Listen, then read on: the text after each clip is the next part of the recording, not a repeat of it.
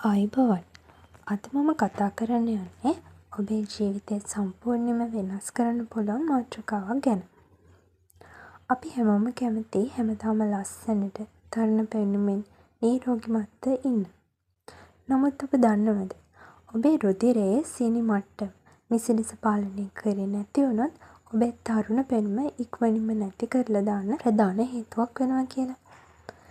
අද මම කතා කරන්න යන්නේ ඔයාලගේ රුධිර සීනි මට්ටම දැනගන්න පුළුවන් පරීක්ෂණ වර්ග පිළිබඳව. මුලින්ම අපි බලමු කොහොමද මේ සීනි පාලනය කරත් වයසට යෑම පාලනය කරන්න කියලා. රුධිරයේ සීනි වැඩි වුණාම සිරුරේ ප්‍රෝටීන් එක්ක සීනි බැඳෙනවා. බැඳිලා ඇඩ්වාන්ස් ග්ලයිකේෂන් එන්ඩ් ප්‍රොඩක්ට් කියන අහිතකර සංයෝග හැදෙනවා.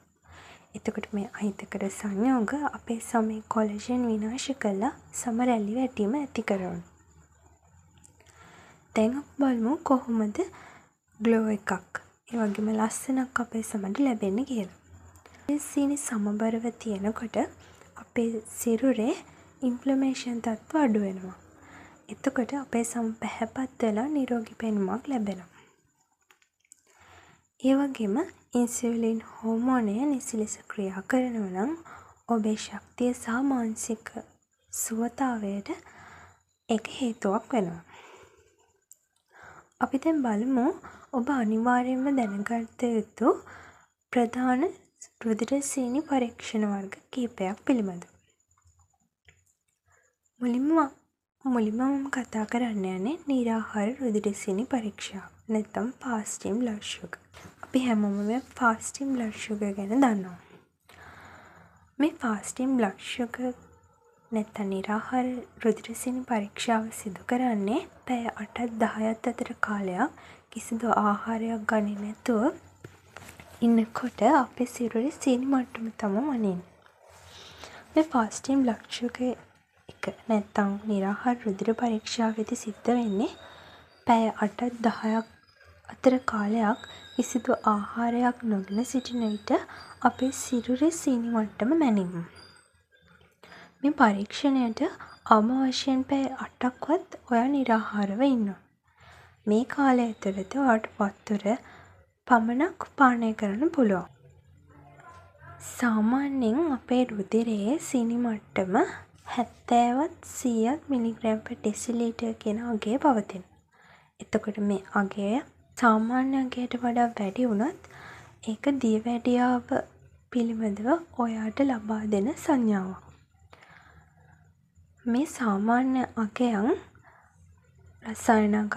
රසායනාගාරයට වෙනස් වෙන්න පුළුවන්.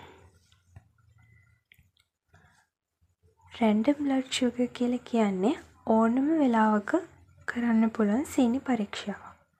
එතකොට මේ රැන්ඩම් බ්ලඩ් එකේදී සිද්ධ වෙන්නේ ආහාර වේල් ගැන සලකන්නේ නැතුව ඕනම මොහොතක අපේ රුධිරයේ පවතින සීනි මට්ටම මනින එක. බ්ලඩ් ෂුගර් හදිසි අවස්ථාවලදී ප්‍රයෝජනවත් වෙනවා. Random blood sugar 140 milligram per ඩෙසිලීටර් කියන අගයට වඩා අඩුවෙන් පවතින්න ඕන. 200 මිලිග්‍රෑම් per ඩෙසිලීටරට වඩා වැඩි නම් දියවැඩියාව තියෙනවා කියලා සැක කරනු. පෝස්ට්ප්‍රැන්ඩියල් බ්ලඩ් ෂුගර් කියලා කියන්නේ ආහාරයට පසු අපේ රුධිරයේ තියෙන සීනි පරීක්ෂා කරන පරීක්ෂණය. මෙතෙන්දි වෙන්නේ ප්‍රධාන ආහාර වේලකින්. ඒ කියන්නේ සාමාන්‍යයෙන් දිව ආහාරයට හරියටම පැය 2කට පස්සේ අපේ රුධිරයේ සීනි මට්ටම මැනීම. මේකෙන් අපේ සිරුරේ සීනි කළමනාකරණය කරන්නේ කොහොමද කියන ආකාරය බලා ගන්න පුළුවන්. එතකොට මේ PPBS පරීක්ෂණයට ආහාරගත් වෙලාව ඉඳන් හරියටම පැය 2කින් රුධිරය ලබා ගත යුතුයි. ඒ අතරතුර කාලේ වෙනත් අතුරුපස වෙනත් ආහාර වර්ග ගන්න එපා. PPBS අග 140 මිලිග්‍රෑම් per ඩෙසිලීටරට වඩා අඩුවෙන් පවතිනවා නම් ඒක නිරෝගීමත් ලක්ෂණයක්. HbA1c කියලා කියන්නේ ඉතාමත් වැදගත් රුධිර පරීක්ෂණයක්. මේක මාස 3ක සාමාන්‍ය රුධිර සීනි මට්ටම ගැන අවබෝධයක් ගන්න පුළුවන්. අපේ රුධිරයේ රතු රුධිර සෛලවල තියෙනවා හිමොග්ලොබින්. මේ හිමොග්ලොබින් සමග සීනි කොම්පමණ ප්‍රමාණයක් බැඳිලා තියෙනවද කියලා මනින එක තමයි මේ HbA1c පරීක්ෂණය සිද්ධ කරන්නේ. එතකොට පහුගිය මාස 2ක 3ක කාලය තුළ ඔබේ සාමාන්‍ය සීනි පාලනය වුණු ආකාරය මේකෙන් දැනගන්න පුළුවන්. මේ HbA1c පරීක්ෂණයටත් නිරාහාරව සිටීම අවශ්‍ය වෙන්නේ නැහැ. ඕනම වෙලාවක සිද්ධ කරන්න පුළුවන්. සාමාන්‍යයෙන් 5.7ට වඩා අඩුයි නම් ඒක සාමාන්‍ය අගයක් කියලා හඳුන්වනවා. 5.7යි 6.4යි අතර අගයක් පවතිනවා නම් ඒක පූර්ව දියවැඩියා ලක්ෂණයක්. 6.5 හෝ ඊට වඩා වැඩි නම් ඒක දියවැඩියා තත්ත්වයක් ලෙස හඳුන්වනවා. දැන් ඔබ දන්නවනේ රුධිරයේ පවතින සීනි මට්ටම පරීක්ෂා කරන පරීක්ෂණ වර්ග සහ ඒවට කොහොමද සූදානම් වෙන්න ඕනේ කියලා. සීනි අඩු කරගෙන ලස්සන වෙන්න නම් මොනවද ඇත්තටම ඔයා කරන්න ඕන? ඔයා සීනි සහ පිළිපාදු කරපු කාබෝහයිඩ්‍රේට් අඩංගු ආහාර අඩු කරන්න. ඒක ඔයාගේ සමය රැලි වැටීම පාලනය කරනවා. ඒ වගේම තන්තු බහුල ආහාර වර්ග වැඩිපුර ආහාරයට ගන්න.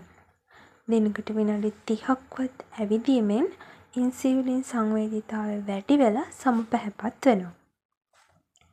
හොඳින් ජලය පානය කරලා සිරුරේ එකතු වෙලා තියෙන විෂ ඉවත් කිරීමෙන් ස්වභාවික ග්ලෝ එකක් ලබා ගන්න පුළුවන්. නිරෝගී බව කියලා කියන්නේ රෝගී වීම පමණක් නොවේ. ඔබේ පෙනුම සහ මානසික ප්‍රබෝධයටත් නිරෝගී බව කියලා හඳුන්වනවා. ඔබත් අදම රුධිර සීනි මට්ටම පරීක්ෂා කරගන්න. අදම මේ වෙනස අත්විඳින්න පටන් ගන්න. ඔබට අවශ්‍ය නම් ඔබේ පවුලේ අයගේ හෝ ඔබගේ රුධිර පරීක්ෂණ වාර්තාවල අගයන් පහලින් කමෙන්ට් කරොත් ඒව තවදුරටත් පැහැදිලි කරලා දෙන්න මට පුළුවන්. එහෙනම් අලුත් වීඩියෝ එකකින් අලුත් වැදගත් මාතෘකාවක් එක්ක ආයෙ හම්බ වෙමු. ස්තුතියි.